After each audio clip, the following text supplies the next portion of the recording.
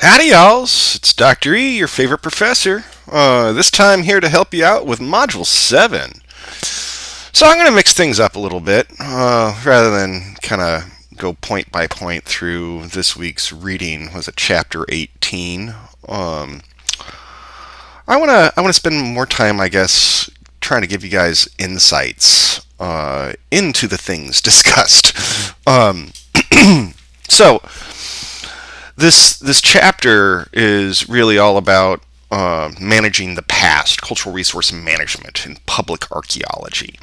Now, this happens to be an arena that I've had some extensive experience in. It's how I've paid the bills, all right, and had a lot of fun. I love it. So let's. I'm going to leave it to you to review the various legal issues, the various acts that have been passed, and their significance. Read that, know the details. It's important.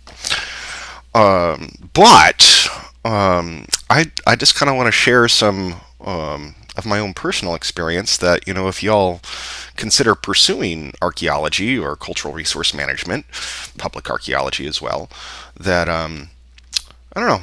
Maybe you can gain something out of my firsthand experience, or at least it might prime you to be better prepared for it. So let me back up. I'll give you a little life history of me and CRM. I started getting involved in archaeology and cultural resource management when, I lived in Switzerland and found stuff there as a kid, and yeah, I've always been finding stuff, but it's really thanks to my brother. He pursued archaeology as his discipline of choice. And he's 6 years older than I am. So when he was in college and, getting to go to field school and work on various projects, he invited me to volunteer. Just come. And so that's kind of how I got my foot in the door. And I myself was very much interested in archaeology, anthropology broadly, but at that time I was really into the old stuff. Okay. And so, yeah, I leveraged that sort of experience and got a lot of volunteering under my belt. And then years later, after having completed field school on my own, in my own college experience, undergraduate experience, um, you know, uh, academic archaeology is pretty limited in some ways, right? Like, in order to be an academic archaeologist, you got to go get your PhD, okay? At least a master's, minimum. And I didn't have that at the time.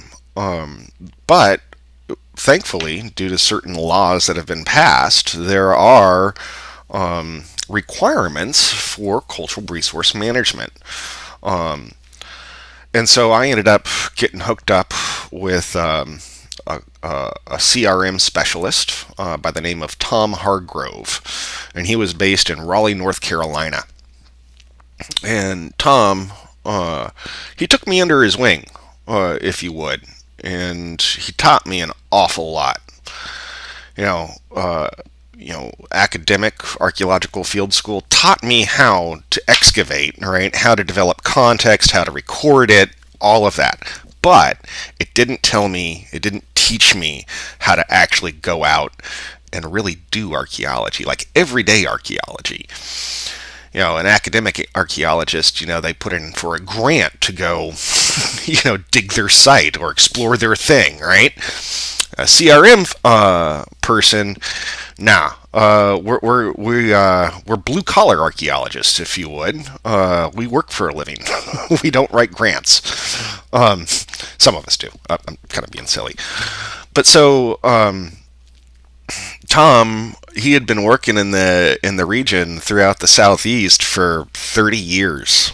He knew every nook and cranny, every town.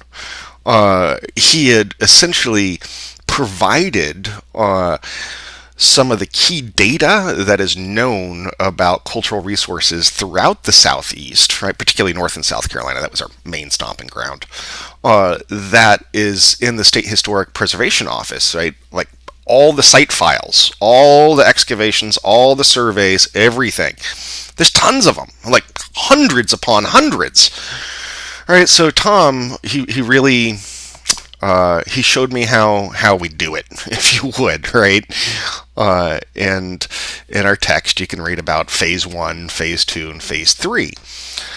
So typically, a project comes along, you have to bid on it as a CRM specialist. That might actually be subcontracted through an environmental assessment agency. All right. That's oftentimes what we did, and we also were contracted by specific housing development corporations. Pulte Realty was a big housing developer in the southeast, and they were our bread and butter, right? Like they are constantly like buying land and going to put up a housing development. Well, guess who's got to go out and check it out first? That'd be me and Tom and our crew.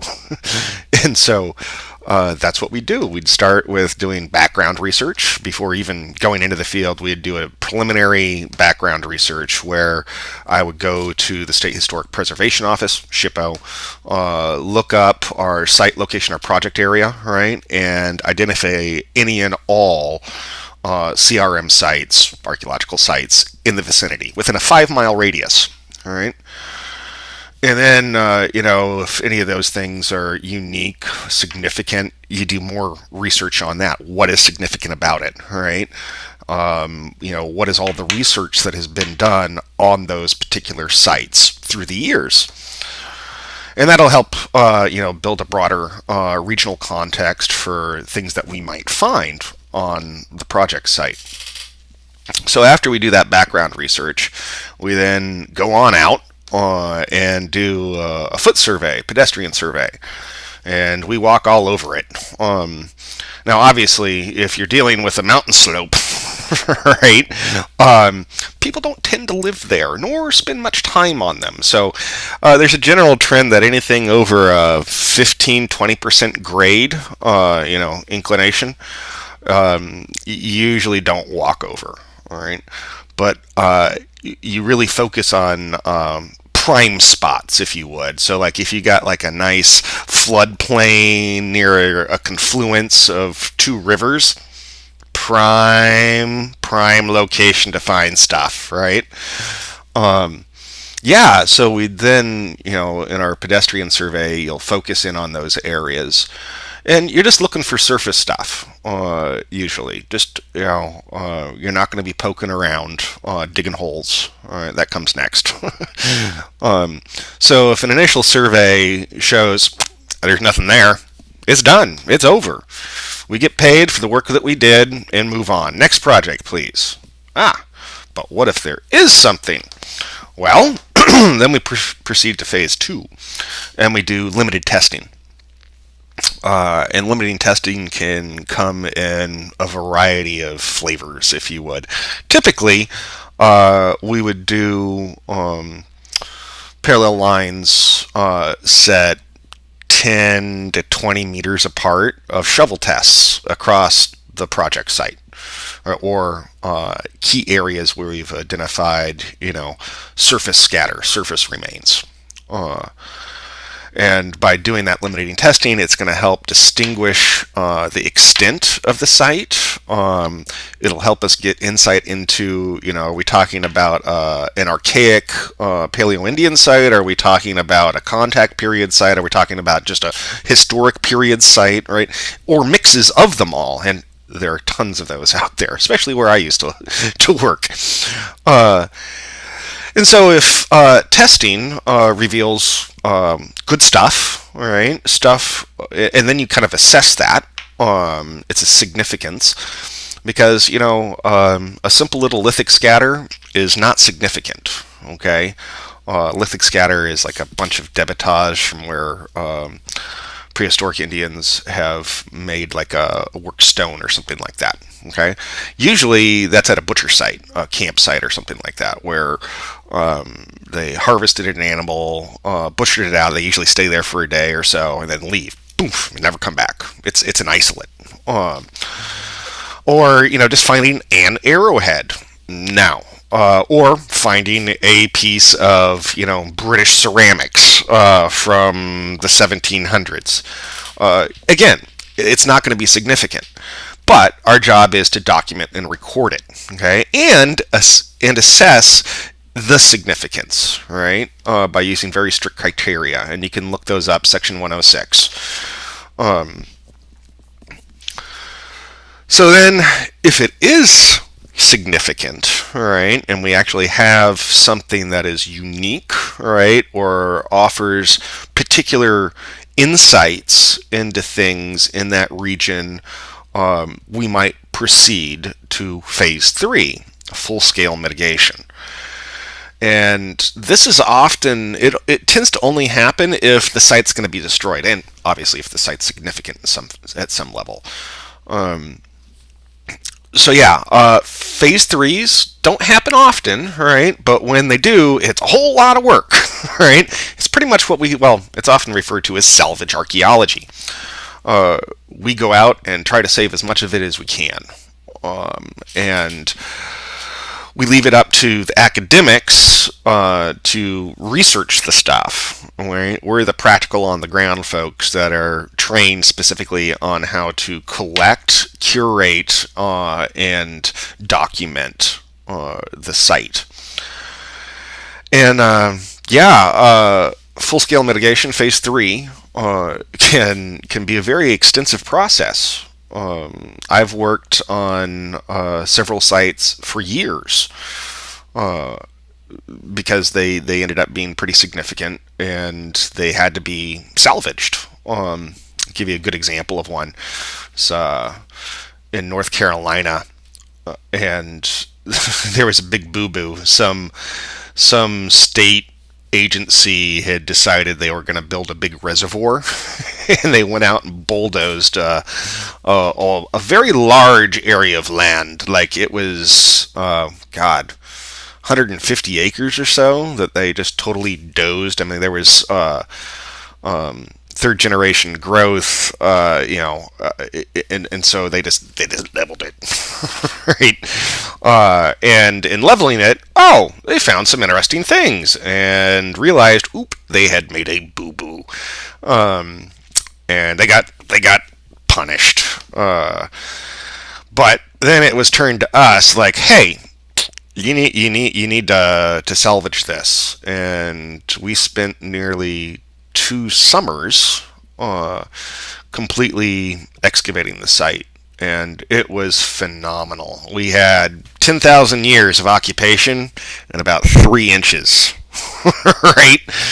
10,000-year-old archaic points to contact period where in the 1600s, late 1600s, mid to late 1600s, a settler had built a yeoman farmstead, right? And we had all the foundations. They were even the stone foundations of the cottage, if you would, were literally chinked with prehistoric artifacts. How cool is that? And then you can see contact period where European goods are being introduced. We start seeing that in the assemblage, and then they slowly disappear and go away. And they get replaced with more and more Western goods. Okay, you can see all of that, and we spent 2 summers digging it all, tagging and bagging. Back-breaking work, because literally every square centimeter of dirt gets run through a screen. And our primary site location of the farmstead, the homestead, it was insane. We were pulling so many things out, and it just kept going and going and going. And again, it was only in 3 inches of a horizon because it had been bulldozed. So while site integrity was disturbed, all right, it was still highly significant. So we did the hard work, and all those materials ended up in the state artifact repository. And it just so happens that our office was one of the state certified artifact repositories. So yeah, that's one example. Another example, here in Oregon, where I'm currently located, I used to be work for the state. Well, actually, the University of Oregon, but we were a unique contract with the state for all cultural resource management projects. Okay. Uh, Now that's separate from federal lands like Forest Service, BLM. They're going to have their own, but in terms of state lands, that was our bag. Okay, and so big state projects like they here in Oregon, there's a whole lot of bridges that are failing. They're crumbling apart. It's like every other week you hear something on the news about how some chunk of bridge fell on a car. Not a big chunk, little chunks. And so there was a big push to go do to assess all the bridges, overpasses, viaducts, all of that across the entire state.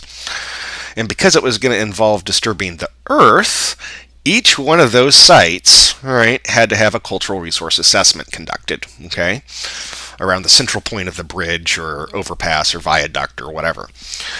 And yeah,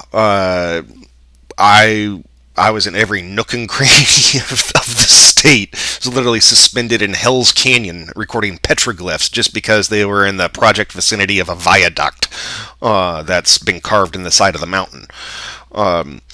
Yeah, and that was like what 4 or 5 year project. And the vast majority, I individually surveyed over 180 of those project sites. And had to write reports for each one, right, which are all put in on record at the State Historic Preservation Office. We only had a few. I think there was like nearly 400 bridges total. I did about 180. And out of the 400, I think we only had like 5 or maybe 6 that progressed to phase 2 and then on to phase 3. So yeah, I got to stress there is a world of difference between being an academic archaeologist, right? There you are going to be crafting theory and testing it. CRM folks, not so much. However, in the realm of public archaeology and experimental archaeology, yes, right? Lots of historic sites or museums have programs to engage the public. And this is something that we actually did within at least the contract firm that I used to work for and then later had my own. Public involvement was always key. We had a good local network. We would put notices, flyers up at the local historic museum as well as the University of North Carolina at Raleigh. To solicit volunteers, anybody who wanted to come out, right, and see and experience what we do was welcome to. We had to keep them under control, and they just couldn't go crazy with a shovel, right? But it was really cool. Sometimes when we were working in association with various tribal nations, like the Eastern Band of the Cherokee, they were on site with us every step of the way, right? We combined forces.